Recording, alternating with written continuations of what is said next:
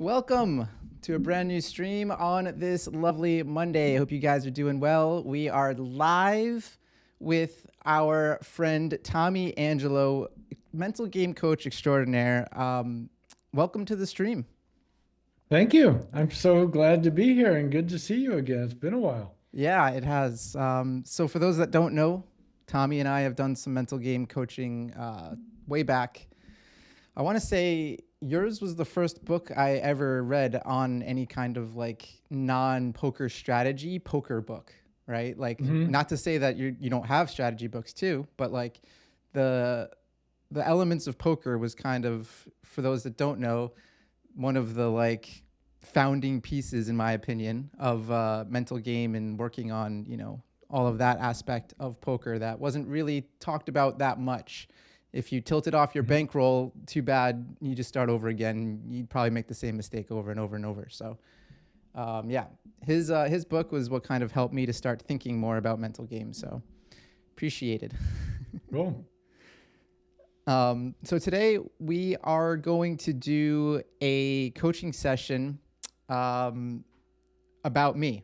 It's going to be just like a coaching session that we would normally do, but I wanted to do it with you guys because I think it's really important as a poker pro and as a streamer and a content creator to kind of give you guys that look into how a professional poker player deals with all of the issues and obstacles, if you will, about becoming a successful pro and making sure that my mental game is good and in a place that I can perform my A game. So that was the idea for today's session. So we're gonna jump into the session shortly. I just want to say hello. We already got a big fan of you. Big fan of Tommy. I started meditating 10 years ago as a last resort when I was battling anxiety panic. I've interacted with Tommy on X for years. One of the few who I resonate with. Nice. So there you go. You already got some fans in the chat. Nice. You got a warm audience. Yeah. Seems you offer plenty of good mental game coaching yourself. Tommy is aware of your efforts in space. Cool. Is Tommy aware of your efforts in space? No, I think Tommy's fairly new to Twitch. Is that right? Yes, I know of it. I have very little experience directly in it. Yeah. I think it would actually be a really good place for you, honestly. I think a lot of your content lends itself to like the kind of content that gets put out on Twitch, which is like talking heads slash, you can kind of put into whatever you want, really.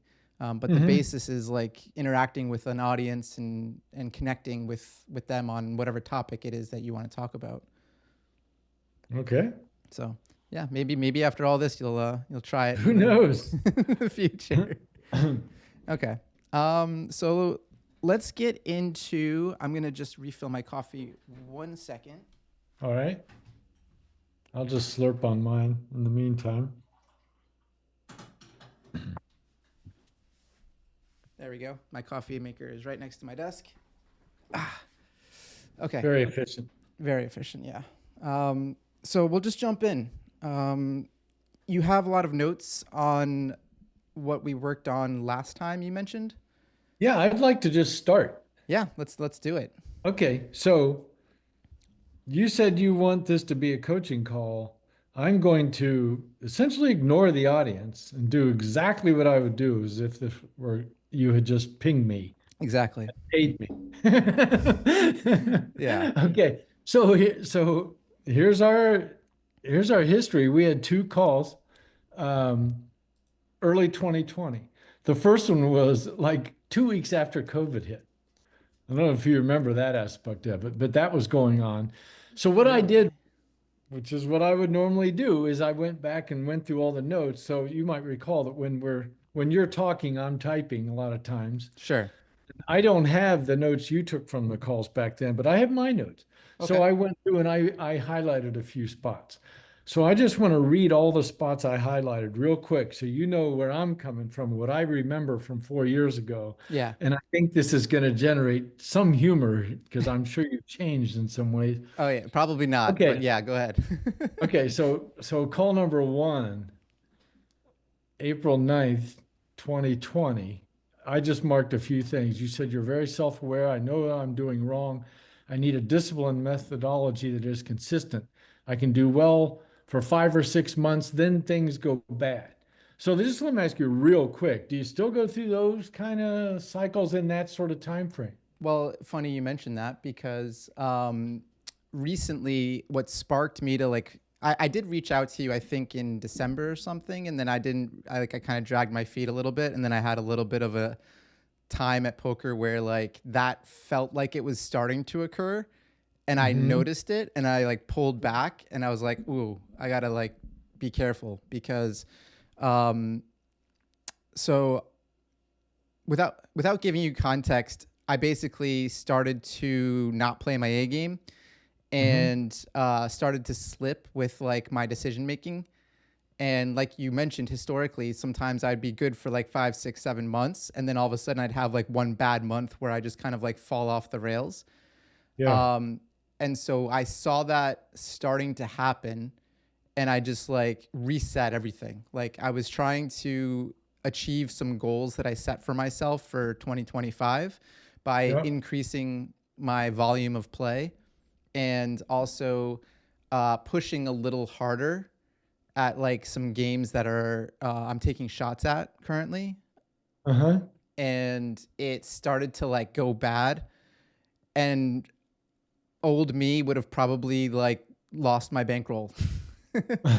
So like I was like, oh yeah, that's it's starting to like happen. I need to just reset and not play and chase money, and instead just make good decisions. And then I just, you know, I don't know. I was able to like catch it and change it, but um, I could give you some context as to what was happening if I No, don't. no, Okay, I want to keep going. I want to okay, keep going. let's do it. Um, I just want to ask one thing though, just in case. Okay, so one of the things that does exist because we are all mammals is a thing called seasonal affective disorder. But when it hits the disorder level, that's one thing, but it affects all of us in some degree, which is as the days get shorter, our tendency is to expend less energy because that's what mammals around the world and through all of time have done. Sure. Okay. But then because we have our, cerebral cortex, it ends up being translated into various kinds of depression and slowness. I noticed a very clear pattern after about 7 or 8 years of grinding that I went broke every November, December, Yeah. January. And I was like, what the hell is up? This is years before I even heard of seasonal affective disorder. I Right. noticed the pattern, and even to the point where I got super careful, but it didn't matter. It'd be interesting to look back at these cycles of years and see if some of them are in the shorter day months. Maybe you can do that afterwards. I'm just curious. Yeah. No, that is interesting. Historically, I think I've had times where it's helped me like stay indoors and grind extra hard, but Oh, then interesting. it's also been one of those things where because I don't do anything else outside of poker, it becomes more of like my identity in a way. So if Hmm. it's not going well, it causes Right, more issues. right. So it's like it's important that I do have balance in my life where like I Especially don't just then. make poker my entire existence. Right. So like Okay. I could see the seasonal changes be aiding in making poker more of like my source of self-worth and stuff like that, but Right. I can't really You talk get, well, much you on have to that. look at your data, Yeah. but just be on the lookout. Just be on the lookout for that. Okay. Let me go down to the next note here. Okay. Um, I always risk too high a portion of my bankroll. And I have other notes related to that Yeah. for more detail, but that was 4 years ago. So I have been a lot better at risking big portions of my bankroll because at I this mean, point, not risking big portions. correct, correct. Okay. Okay. Um, debatingly, or debatively, whatever the word is, you could say that I'm still risking more than your average poker pro. Um, Let's put percentages on it. Okay. I mean, okay, so like per day. I have hard rules for bankroll management right now. I created a challenge for myself on to stream on Twitch. So one of the things that I do as you know, I stream on Twitch, and I have this challenge for cash games that I got inspiration from Chris Ferguson, believe it or Oh, not, you mentioned that. back in the Yeah. day, right? Yeah. And yeah, so I've been doing this challenge to turn $10,000 into $50,000. Now, normally I don't use monetary goals and stuff like that, but this was more for like creating content and more for like helping others see that just through good bankroll management, you can just grow your bankroll if you're a winning player. And it was almost less for them and more for me to like become more disciplined. And so I have this strict set of rules where I don't buy into a cash game for more than 5% of my bankroll. So if I'm playing 5-10, You mean for the whole session? Yeah. Every time I sit down and sit at a table. So like if you're playing live and you're playing 5-10, you can sit if you have 30,000. Because 5% of that, you know, is 1,500. So you're allowed to buy in for as much as 1,500, but if you go below that, you have to, I'm explaining it bad. Hold on. So let's use 5-10 again as an example. 20,000, if you have 20,000 in your bankroll, you can sit at 5-10. But it's very, very like. But only with 1,000. Only with 1,000. Yeah. And then if you end up losing in the session, you have to leave because now it's you don't have enough to sit at the game. So you usually don't do it with 20,000. So the answer to my question is you're risking, according to your rule, 5% of total bankroll per day, we'll call it. Yeah, roughly. sure. Per day. Okay. That's within acceptable limits, but that's the high end, in my opinion. Yeah, exactly. Highest. Right. Okay. I mean, if you break that at all, you're into the danger zone. And the thing is, like, I don't usually buy in for that 5% because, like, right now, so the bankroll is at 27,000 that we started the challenge with. And so I buy in to 5-10 with that. That's the highest limit I can buy into. And if I lose, I don't have to leave because it just goes down to 26K if I lose one buy-in. I would have to lose 7 buy-ins before I actually dropped down in stakes. Oh, I see. I was thinking in terms of real life. Yeah. But now you're talking about within this game of this challenge. Exactly. Different rule set altogether. Okay. Right. Gotcha. And so, yeah, not my like life bankroll and all that stuff. Just right. When you said my bankroll 27,000, I just about gagged. I'm like, what? Yeah. So it was a fun challenge and it's been good. It's taken longer than I thought to get to a certain point that I had in my mind, but it's allowed me to be super disciplined is the whole idea of it, right? So like if I do, and I have dropped down below 20,000 before because we started at 10,000. When we started at 10,000, I was only playing 1-2 NL. Right. So what's the highest stakes you get to go to at the end? Like, let's say you're at 40K. Do you go then to 10-20? Yeah, I can play 10-20 if I'm at like roughly 45, 46,000. Then that's interesting. I mean, it'd be interesting if it were like an actual competition, because then you got to weigh in, okay, I can get there faster at 10-20, but I can get there for sure at 5-10 or whatever. Exactly. Yeah. You know. Yeah. So I've been thinking about that. Like, do I even want to play 10-20? But like my goal as a professional player is to get to the high stakes and stay there. Right. Like and that is exactly what you said 4 years ago. So let's segue right into that. What's the update? Well, I'm playing 5-10 online, which is with the nature of online, 5-10 is kind of what I consider to start being high stakes. Because I'm able to play, 3 tables of 5-10 at the same time. So it's a lot different. I know I don't know how much you've dabbled in online, but you understand. Oh yeah, I do. Oh, absolutely. In terms of like fluctuation per time unit or however you want to. Yeah. So like, honestly, like if I could just win at 5-10 at a reasonable win rate, meaning for online play, like anywhere between four and six big blinds per 100. That would be great because I could make plenty of money, not You be say like if? stressed. And what's that? Did you say if? Yeah, if I was able to make that. So what are you actually doing? So right now, I just broke into playing 510 uh, Ah, no limit. So okay. I don't really have a sample Ah, yet. okay. So once I get the goal for 2025 is to play 100,000 hands of 510 no limit online.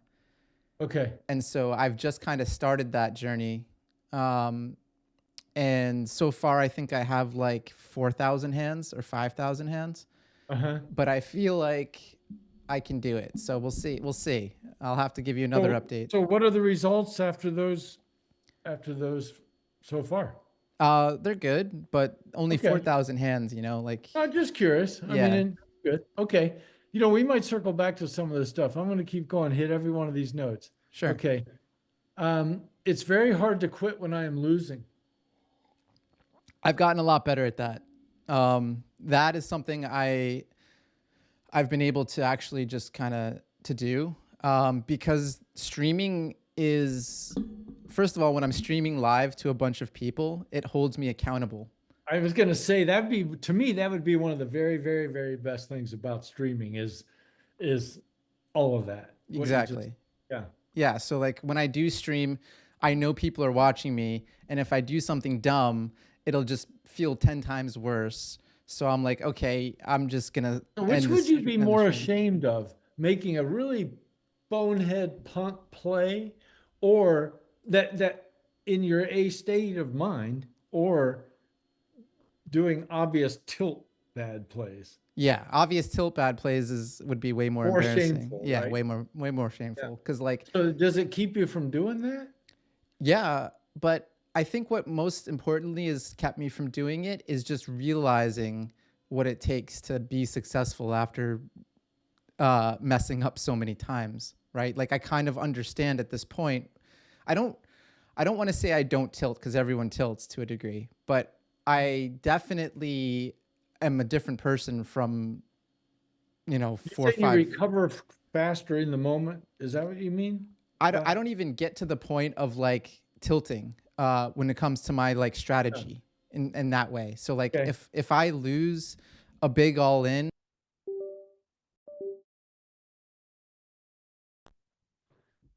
Okay. I got you. I got to ask some questions now because I'm going to drill down in some looking for leaks. Okay. So do you ever play too long? Do you ever think your win rate goes down just due to fatigue? You mentioned 4 years ago, that you were meditating 3 minutes a day on Headspace, and we did conclude that you tend to try to do the least you can get away with than trying to do the most. I'm hitting everything at once here, looking for like Yeah, right now, today, yeah, where are your biggest leaks in terms of tilt? Is it playing too long? Is it getting frustrated at assholes? I mean, just like where yeah. is the biggest leaks? Where are they? My biggest leak is probably, you know, I would say the thing I have the most trouble with is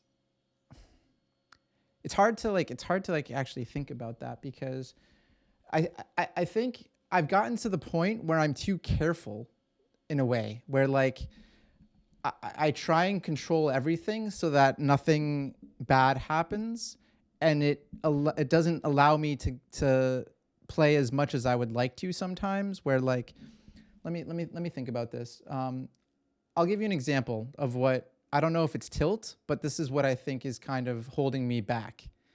Um, Anything that you think if you were to change the behavior, your win rate would go up. yes. That's what we're talking about. Okay. Okay. So let's say I'm playing 510 on stream. Uh, I'm sitting in this game playing against some really tough opponents, Mhm. and my thought process shifts a little bit because I'm playing higher. Um, Sometimes I'm thinking, oh, he might be thinking that because I'm, not usually playing 5'10", maybe he's going to play more aggressive and I need to play more aggressive, or like, thinking about things that I wouldn't typically think about if I was playing 400 or 600 NL. And I don't always feel like I'm able to play my A game because of that, where like maybe the money is impacting me, or maybe it's just, playing against tough opponents, I overthink spots. Or if I'm like in a session and I'm not, like, let's say I just get a really bad hand distribution. I sometimes Mhm. feel like I have to force things and like play in a spot where, I raise because I feel like, well, if I don't raise here, I'm just going to keep folding for the rest of the session or something like that. Um, but I think the biggest thing that bothers me personally is, let's say I get all in a 5-10 game and it's a standard flip. It's ace king versus queens. Mhm. I have ace king. I'm sitting there like, come on king, come on king, like in my head to a degree, and it Yeah. feels like I'm too invested in like a very standard situation. You know Yeah. what I mean? And I think that has a lot to do with like the undercurrent of me doing this challenge, streaming in front of people, wanting it to go, like wanting to control variance to a degree that allows me to win in spots I can't control. So like I'm Mhm. worried a little bit too much. I'm spending too much energy on the things that I can't control, which is why I think you're perfect for this, because that's what you Yep. specialize in. Yeah. Well, don't That do was a that. lot, but yeah. That's Mason Malmus advice until just don't do it. Mhm. Um, let me just say I love Mason and I owe my entire career to him. Okay, so uh, when you were starting to talk there, basically a big part of what you were talking about was fears, kind of like standard fears that happen when we go to higher stakes. Right. Because it's new. But ultimately the thing that we fear all the time is the unknown, right? And so, like, if things go well after 5 more months of grinding online, a lot of this stuff will just go away. Yeah, exactly. It should, right? But in the meantime, it's really good to look at it and evaluate it. If nothing else, look at this phase as a practice round for managing this, because hey, next is 10 and a quarter. Exactly. So there's no end to these fears if you keep moving up, right? Right. And so it's fears of better opponents, and and fear of just bigger numbers of fluctuation. It just feels different. We can't. Yeah. So, this is one of the things I love about Jason Sue. I mean, I don't know if you know this, but he and I was kind of there. I coached him a little bit at the beginning for some stuff, and then we've gone on to be really great friends. And I'm a huge believer in what he's doing. Oh, And cool. but the idea is of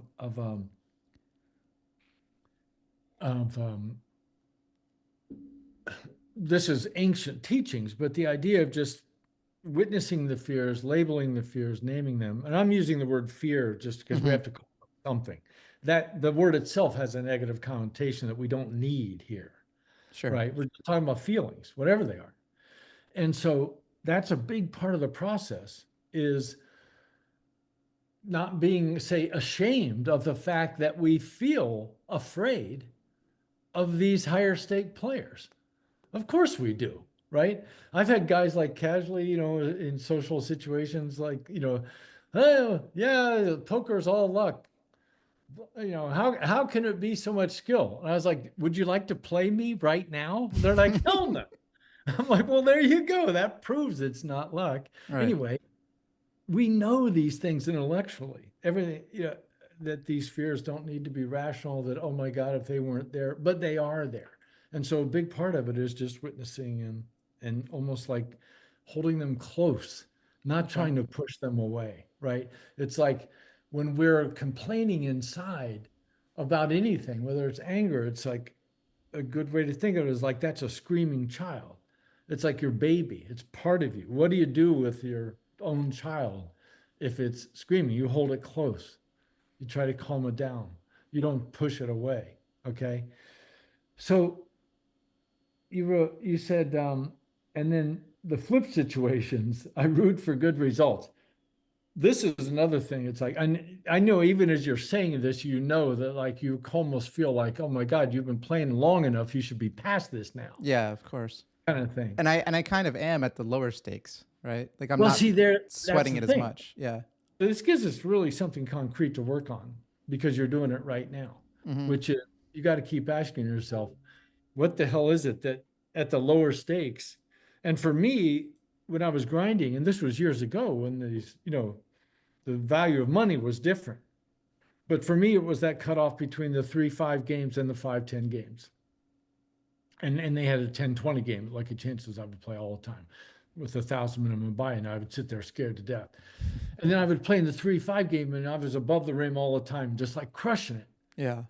And I was like, what the hell is up with this? It's exactly the same game. It's the same cards. And Right. it's like I'm a different person in these different games. So I'm not going to be able to, say anything that's going to be able to change this overnight for you. Yeah. I mean, I'm going to give you some ideas, Okay. but it's really shining a light on just what it is you're trying to do, which is really put effort into processing and witnessing each day these differences in feeling that you have between these stakes. Right. Uh, okay, and now bankroll is a big part of it. So are you heavily padded? So I live in a situation that I'm very fortunate. I don't have any overhead really outside of small things. Like I own my own house, um, full out, uh, Oh, like, nice. just kind of, yeah, I have minimal Well, expenses. that I would call that a pretty thick layer of padding. So Yeah. yeah, I don't, I'm not like yeah, I'm not in a place where I need to make a lot of money. Okay. Um, and then I also have, Now I'm talking about this in the context of greasing the skids to 5-10 mental peace while you're playing five. So maybe part of what you need to do is just remind yourself yeah, that you're a long way from this, living on the street. yeah. I mean, don't you think about this in your mind sometimes, like as a way of not living and dying with every all-in coin flip? It's less about the money for me and more Okay. about the success of Oh, okay, right. like winning at Got that limit, right? Because I it. know if I just have a bad like run over 100,000 hands at 510, I could easily lose, even if in theory I'm a winner, right? Because variance Yeah, I'm is a sure. bitch. So And you did mention that it's more about the streaming and the competition and yeah. that Yeah, so than it's not so much like okay. I'm afraid of, going from 27,000 down to 10,000 again. Like I actually had that happen in the challenge where I got up to 20,000 and then I went right back down to 9,000. And um it didn't really bother me, but what actually bothered me more was the perceived idea of like, oh, this guy can't beat these games, like, or like Yeah. maybe I can't have success at a certain level that I No, thought I I was going to got be it. able to have. You know what I mean? Right. Like it's less No, about the actual money for no, me. I got Like, it. Okay, I'm glad to get that clarified. So, um, when you are streaming, is it always the challenge? Is that the only thing people are seeing? They don't see you just like playing your own money off to the side or so honestly, for poker right now, the challenge bankroll, like I don't use my life money right. for So this. everybody's sort of playing along for the challenge, Yeah, right? So the exactly. tilt stuff we're talking here is still specifically about your mindset within the challenge. Yeah, I would also say that like my poker bankroll isn't like that much bigger than the challenge bankroll in terms of Okay. like I could take more risk if I wanted to. Like I could take shots at 10-20 perhaps right now if I really Yeah. wanted to, but like I don't think it would make any sense because I haven't proven I can beat 5-10 online yet, Right. right? So like Maybe 510 is too high still for your bankroll.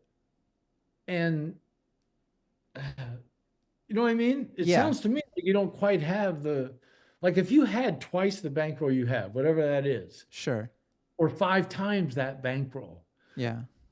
would that still wouldn't really take care of the issue? Because like you said, it's not about the money, it's about success within the challenge. Right. If I know I can beat 5-10, I I stop caring about like Ah, you know what I okay. mean? Now we got it. Cuz like Okay. so for 400 NL, which is Okay. kind of like the most common game that runs below 5-10, Right. 2-4 blinds, right? 2-4, yeah. Yeah.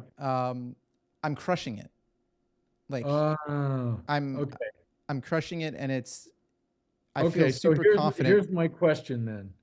In your, you have a lot of experience and you have a lot of knowledge. In your gut, do you have an edge? Do you have Right. a 4 to 6 BB per 100 edge in that game right now? What does your heart tell you?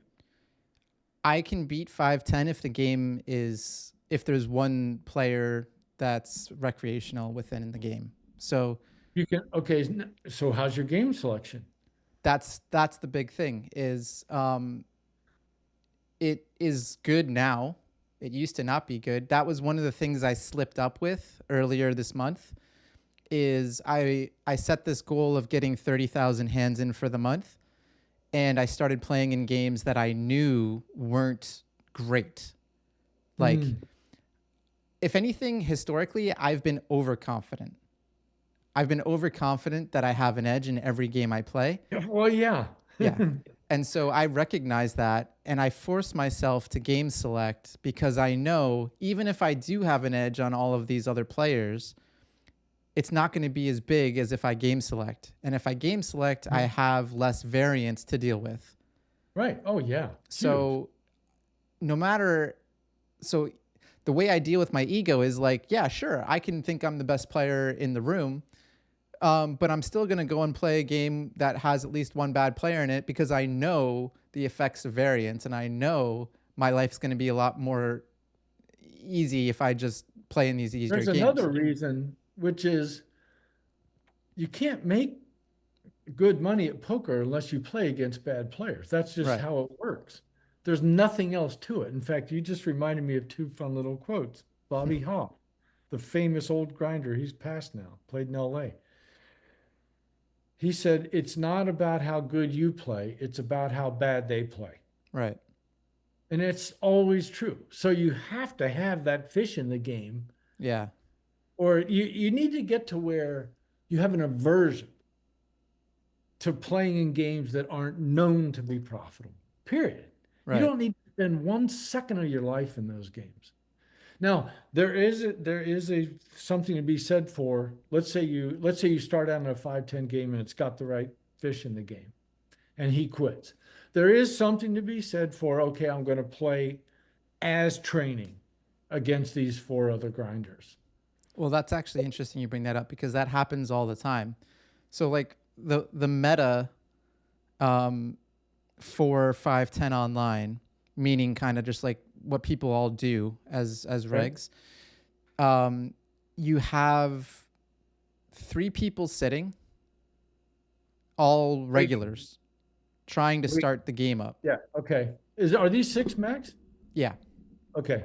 So the games start by regs battling each other, and they get the fish because the fish joins the table, and then the table fills up immediately once the fish joins the table. Mm-hmm. So if I'm not paying attention to the lobby, that game fills and I never get a seat. Right. So there's like something to be said about playing with the regs, hoping that a fish is going to sit down and then the game is good Yeah. and all of a sudden, Yeah. it's worth sitting. Right. And but the thing is you have to battle the regs, right? Right. So that ideally you would, I guess what you would call bum hunt to a degree. um, and only sit if you see a fish join. But that's very frowned upon in a way. I don't think it's against the rules, Hmm. um, unless you do it like consistently and only that. Like it's up for debate of whether it's allowed or But what do not. you think your win rate is? I'm fine with all this. You Yeah. have to, I mean, in Vegas is like that for years. You just have to sit there with the grinders and that is the most profitable way to do it and ethically and everything, like you said. So, what do you think your win rate is when it's the all grinders compared to the one fish? Yeah. I'm No, just curious. I Just know it's keep this extreme. quick. I'm Yeah. just curious, huh? My win rate, I don't know. I've heard that if you have a fish in the game, they're losing like 30 to 40 big blinds per 100. And so my win rate is just shared among, who Right. gets the Okay, most of that. perfect. That is the right way to think about it. Yeah. Okay, that's great. Um, okay, so you have to not think of it as training against the regs, but as your part regular MO, you have to sit in these games sometimes, Well, right? that's where I have trouble is like, should I sit and battle the regs and experience the swings in hopes that the fish comes, and sometimes the fish doesn't come. Sometimes the fish never sits, right? So then you end up just playing these regs for thousands of hands, which again causes the variance that I'm trying to avoid. Yeah. So um, it's Well, hard. it sounds Yeah. like there's not enough fish if that ever Well, happens. yeah, that's online poker at high stakes, right? That's the challenge is um and this is going to sound crazy to you, but like beating the regs is almost the way that you win at the high stakes these days in online. Yeah. Like it's not enough to just beat the fish Okay. that are very I'm going to tell you scarce. the secret to beating the regs Okay. in every environment. Yeah, leave. Okay.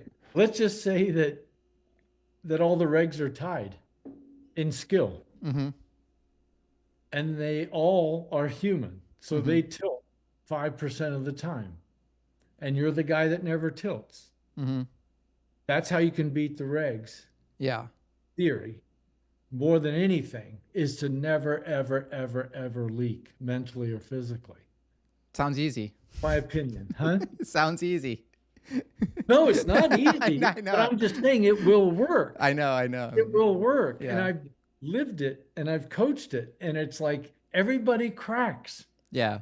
Everybody cracks. Last winter I played at Aria and Bellagio for 3 separate trips, 5-day trips, like I used to do all the time. Yeah. And I was there enough to see some of the regular guys day in and day out. And there was one guy I thought, man, this is the guy I would be modeling myself after Yeah. if learning again. This guy is the bomb. Right. And then I saw him just like totally go off. Yeah. And I'm like, see? And I wouldn't have thought he ever got off. He impressed me. You know what I mean? Yeah. But I was just like, and so the thing I don't like about online compared to live, and this is why I don't play online. I mean, Yeah. why I couldn't make a living online. I quit 20 years ago. Right. Is because live, I know when a guy is tilting before he even tilts. Yeah. I saw the hand. I feel the energy. I just know, even if he folds 20 hands, I know that he's just going to pop. Right. I can never know my opponents that well online. Never Yeah. be that certain that the guy is tilting on this bet right now. You know what I mean? And Yeah. that's where all the money was, Right. those moments. I mean yeah, I agree. I think the thing that you just have to hope is that your strategy is matched with all of the other regs, cuz like you never know. Yeah. You never really know where you stand, and that's kind of why you just kind of have to battle eventually to know whether or not you're winning, because I could do all the theoretical, you know, ifs and what's about who's winning in the game until I actually just sit and get the hands in, Hmm. and then find out, I guess. Yeah. Well, like you said, um, well, that's why I asked the one question about the different win rates. The other very, the other thing, it sounds like you're not, like you said, you don't really tilt. No. And you've got this fear, which is not good in that you're not going to be optimally enjoying yourself. because ultimately that's what we want to do. Like when you feel confident and you Right. feel good, that's when you're really enjoying poker, right? Exactly. Yeah. And so because you're living under this cloud of, we're just calling it fear Yeah. as a result of the 510 and the pressure of wanting to perform well in front of a crowd and all of that, you're just not really enjoying the essence of poker right now when you're Right. playing. You know, Yeah. you're just not. I That's what you're missing. I think I have like when things are going well, obviously it's a lot easier to enjoy it. Hmm. I think the challenge is often like enjoying it when things aren't going your way, right? And like Yeah. remaining confident that your strategy is going to work in the long run. So like Yeah. That's um hard. yeah, I think that's more so, you know, it, the state of online poker for cash games is tough. It's very tough. Yeah. And I've, you know, I don't know if I gave you my history when we had sessions before, but I played up to, 5100 PLO when I was a PLO player.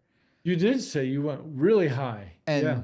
And like I've experienced, at those limits, the games be softer Right. than the games Right. now at 510 sometimes. Right. So like the challenge is also just mentally like putting in a ton of work to now only play 510, whereas like previous, if you put in that same amount of work, you would have been the one of the best players at 100, 200 online, right? So like Yeah. Yeah. No, I got you. It's just it's hard. it's hard. Yeah. Well, it's a combination of two things. A lot of more players are learning how to play well, Right. and there are fewer fish, Yeah. obviously. If there were enough fish in that pool, there'd still be plenty of money to be made, but they Right. just aren't there. And I do think that there's enough to sustain 510. Um and I think once I get to that bankroll achievement of, 50,000 plus, it Mhm. would make sense to look to live poker to play like I those, was just going to ask you know. about that. So let's say you online quit tomorrow. What would be your live poker? Where would you go? What would you play? Well, I kind of live in a remote area in Canada. Well, not Hmm. too remote, like Vancouver area. Mhm. So in terms of poker, it's remote, right? Yeah, yeah. I can fly to Vegas. It's like a 2 hour flight or something like Oh, that. right. So you don't really have any live So I options. don't have live options, uh, you know, um, in terms of 510 and higher. I would have to fly to Vegas and do like trips like you were mentioning. I've actually put in a lot of thought about doing those trips, playing some live 510, um, and supplementing my poker play with like, doing like a week in Bellagio, do a week in Aria, do a week, so that I play like, about a month or two in total Hmm. live and then the rest online. I think that gives me a higher ceiling Hmm. for high stakes, but like until I kind of get that bankroll up to like 50,000, 100,000, I don't want to like spend the money to go spend a week at Bellagio No, to yeah. only win a little bit at 510, No, it's not really. I was going down there. I just had a lot of reasons to go, but when you look at the cost of everything now Yeah. and the state of the games, I don't think if I were going to Vegas and I had to make money, I think the smallest game I would play in is the 10 and a quarter PLO Yeah. or the 510, the 5 PLO, which they put the $10 straddle on like all the time. That game right there, the 5 10 Right. PLO game is like the lowest game I think that you could make real money on if you're traveling, I if you're paying agree. for a hotel. And Yeah. I don't think 510 is there. I don't think it can be done. Yeah. I I did did it for the many years, hourly.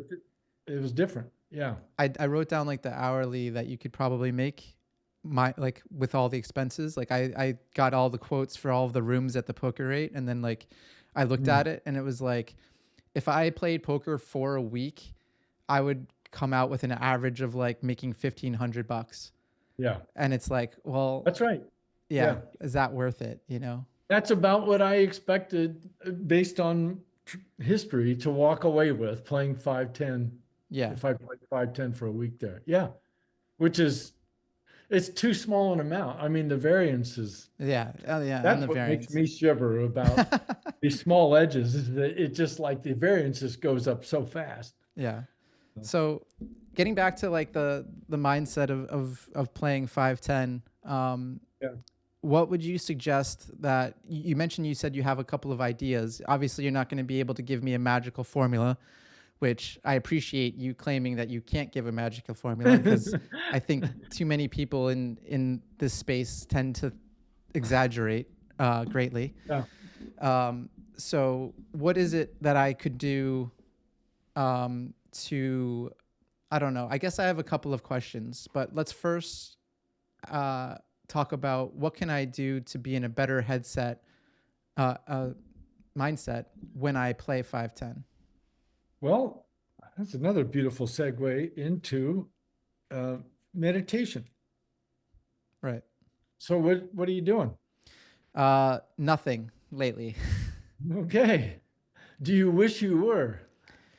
Yeah, I made it part of my 2025 goals to meditate again. Um, I yeah, I think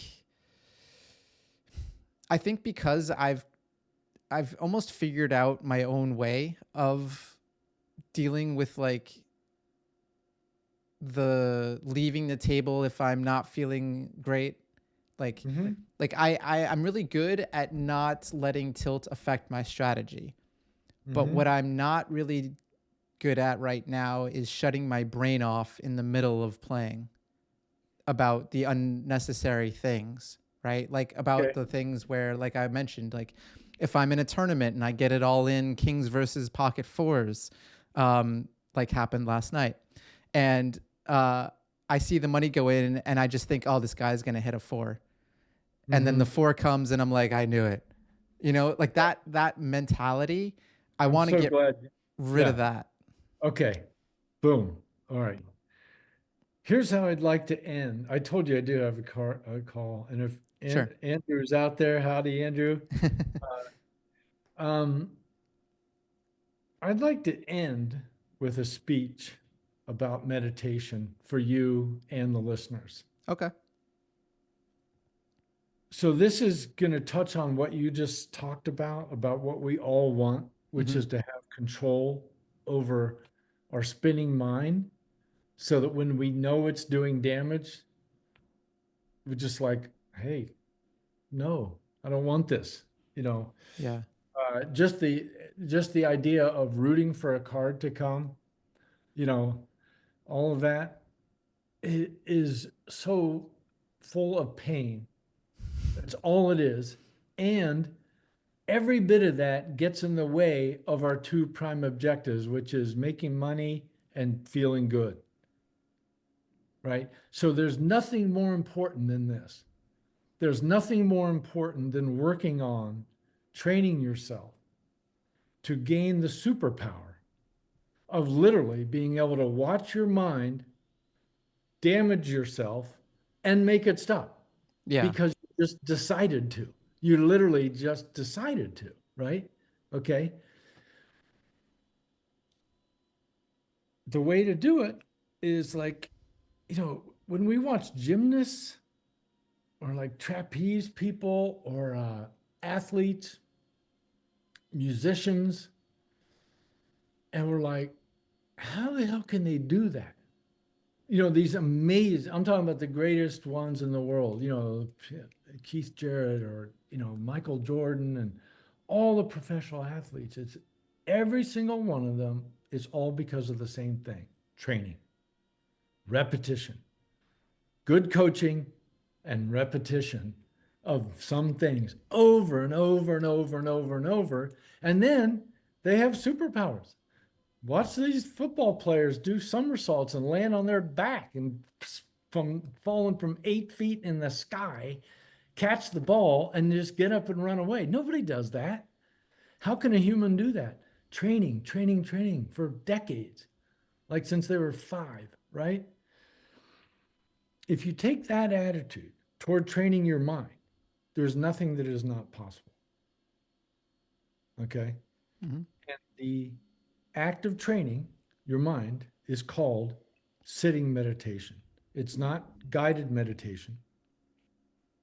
It's not, there's no electronics involved. It's called sitting meditation. Right now, I'm planting a seed. I have no expectation of it to grow, but I'm telling you, if you want to have control over that voice in your head and be able to access the higher consciousness that can look down and see how trivial and small all that busy shit is in your mind all the time, Mm-hmm. you will research on your own sitting meditation. Okay, got it. End of Um, speech. so someone asked in chat, how long should you meditate a day? There's no answer to that. When I started out, when I started doing sitting meditation, it was 20 minutes a day. I quickly went to 30 minutes a day. Wow. Then I went to 31 because I would have my timer set on 10 minutes. And then after 30 minutes, when it would chime, there was one more minute to go. Yeah. And no matter how scattered it was, I would focus, I would bear down on that last minute. Starting about 2 years ago, my practice went up into another whole level. And now my morning session is like 2 hours long. That includes 2 or 3 half-hour sits and other stuff. So Damn. my practice is utterly irrelevant. What matters is getting started. Okay. So for somebody who's never ever meditated before, it absolutely doesn't matter. It's like you're picking up a guitar for the first time. I will say this though, you can read about how to play guitar for 20 years and none of it means anything until you actually hold a guitar. You can read about Sure. spiritual teachings. You can read about the cause of unhappiness. You can read about how to end it. And none of it matters until you actually sit still. The essential act of meditation is stillness. That's it. There's nothing else.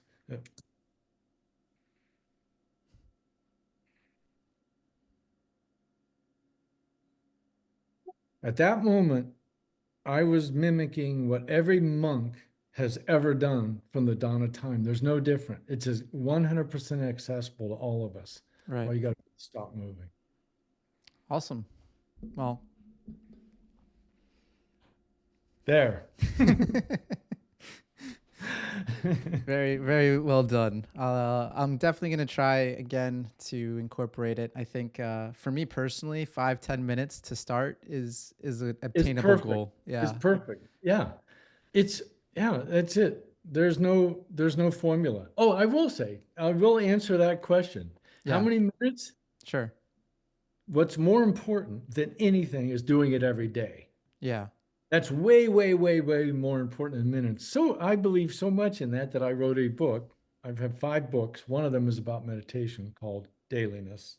I'm pretty sure I read that one. Yeah. I'm That's a going to great get one. that If out if you there. want to like plug anything, um, Okay. I'll plug me real quick by sure. saying just go to my website, tommyangelo.com. And what's there is all my poker articles for free, all my videos for free. You can read about my 5 books, and that's it. All my stuff is there. Yeah. And I'm on my coaching, you can book a coaching call there. yeah. And I highly recommend it if you're suffering with the mind's being too busy and decisions in poker in general. I think Mhm. you've definitely done a great job in our space of like being accessible and also you know giving great advice over the years, because I think there's this trend recently. I don't want to throw shade at anyone else, but to make everything a little bit more grand and like in a way that is unobtainable for a lot of poker players.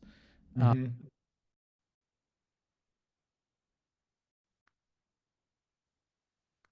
Oh, your sound just cut out. Oh, sorry. There we go. Is that better?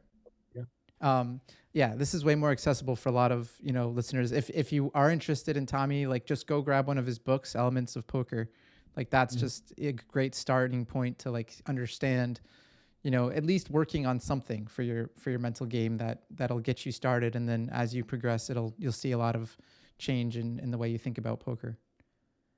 And there's a lot of stuff in there besides mental game stuff. It's just got a lot of Yeah. it just hits on a lot of topics that don't really get talked about much. Yep. Um, I yeah, know you and have to then go.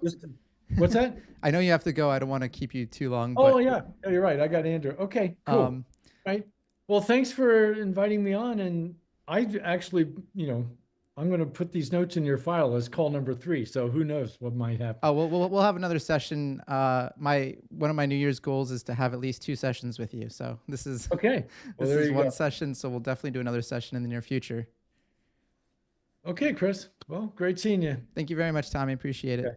All right. Bye. Take care.